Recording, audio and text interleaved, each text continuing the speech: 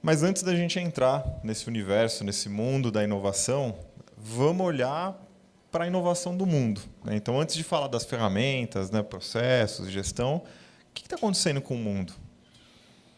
Mas vamos voltar um pouquinho mais no passado, né? Então, algumas imagens aqui. O que é isso aqui? Alguém reconhece? Essa primeira? Que máquina é essa? O ENIAC. ENIAC. Um pouco antes. TEAR, né? Então, estamos falando aqui do período ali de Revolução Industrial.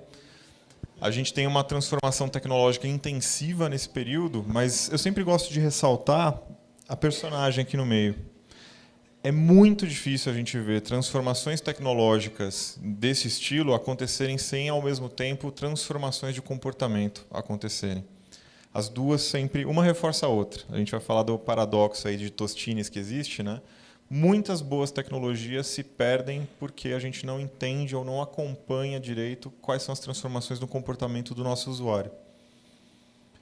E elas são coincidentes. Quando a gente lê os artigos, né, de ritmo de inovação, você vê que essas transformações são coincidentes. Vocês devem conhecer milhares de tecnologias que são teoricamente muito interessantes, mas que às vezes a gente vê elas morrerem, né? Estamos falando agora de metaverso, né? Quem já ouviu metaverso algumas vezes no passado, né? E o momento de introdução dessas tecnologias, né? Então, acho que um primeiro ponto aqui é tecnologia não é resposta sozinha para tudo. A gente precisa entender algumas outras coisas, né? Mas quando a gente fala de tecnologia, é sempre muito legal, né, a gente falar de tecnologia. E aqui uma imagem representando essa jornada do ser humano à Lua. E aí tem um papel legal, que quando a gente vai para um extremo, né, a gente vai para um desenvolvimento tecnológico extremo, como, por exemplo, a gente está vendo agora de inteligência artificial, né, dentro de cybersecurity várias coisas estão acontecendo, a gente vê um efeito de transbordo das tecnologias que são usadas, por exemplo, para essa jornada aqui, na vida de todo mundo.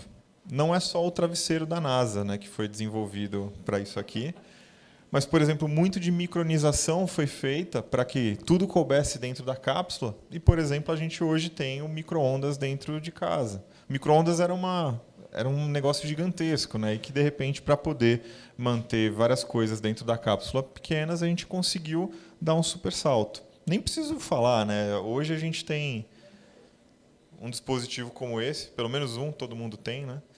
Que tem mais poder de processamento do que o programa Apollo todo teve para fazer essa jornada acontecer, né? Então a gente tem hoje no bolso uma plataforma de tecnologia que está meio ociosa, né?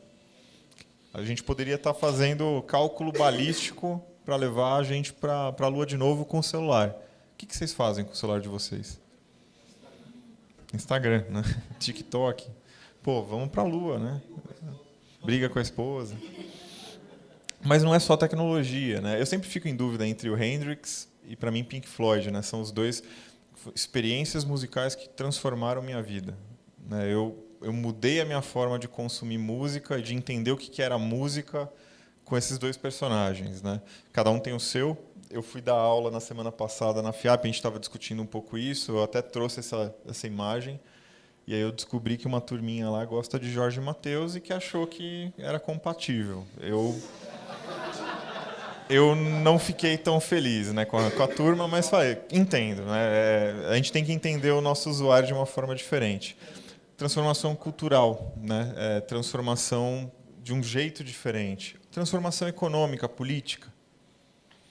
Transformação no jeito de pensar. Ali tem o Jobs, né? Outra coisa que nessa mesma aula me doeu muito o coração, me senti velho, né? Que eu mostrei, eu falei, bom, e esse cara aqui todo mundo conhece. Aí eles falaram, sim, o Ashton Kutcher. Não, né? O Jobs, né? E aí tem muita mitologia aí dentro do espectro do Jobs, mas o Jobs, o Wozniak junto com ele, até antes, né? Os irmãos HP, todo mundo ali questionando uma ortodoxia, né? A gente falava de CPD, sala de processamento, era o centro, né? As salas de processamento de dados. E, de repente, a gente está falando de uma lógica de enxergar a computação para ela ser pessoal. Jobs, o Bill Gates, né? Vários trabalharam juntos para que a gente tivesse um mindset diferente que hoje a gente tem um monte de dispositivo no nosso entorno. tudo isso foi inovação, em algum momento. São tipos de inovação diferentes. Então, aprendizado zero, e eu vou tentar dividir até algumas das coisas que eu vou falar em alguns aprendizados que eu acho que são importantes. Primeiro, inovação tem sabores, vários. Não é só tecnologia. Não é só de tecnologia que a gente vê sucesso. Até porque, sem um bom modelo de negócio, geralmente a tecnologia não vai se sustentar, né? Então, a gente vai precisar encarar e enxergar que é algo um pouco mais complexo. Por isso que vamos ouvir muito falar de VUCA ou BUNny, né, se a gente quiser ir mais para o moderno, né? Mas a gente tem vários sabores aqui de inovações possíveis. Outro ponto, eu falei, foram inovações, né? Inovação é um resultado de um processo. A gente busca chegar numa inovação, só que só é inovação aquilo que gera impacto, resultado, nota fiscal nova ou margem melhor, né? Eu posso ser um ótimo inventor. Se aquilo não é consumido, se aquilo não gera impacto, a gente está falando de criatividade e não de inovação. E essa é a grande diferença. Então, quando eu estiver falando de inovação, vocês vão me ouvir falar de inovação nesse sentido.